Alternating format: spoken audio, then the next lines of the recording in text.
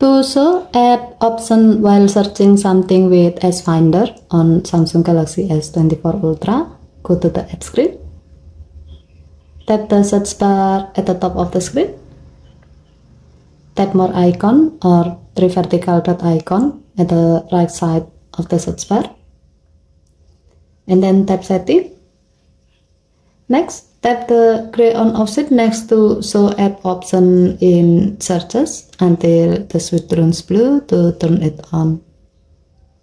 To see how it works, tap the back key. Search something related to app. As the sample, we will search Note. Now, scroll down the search result page.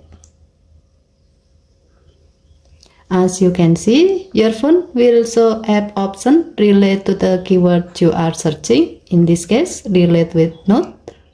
If needed, you can tap one of the app option to quickly do the app option.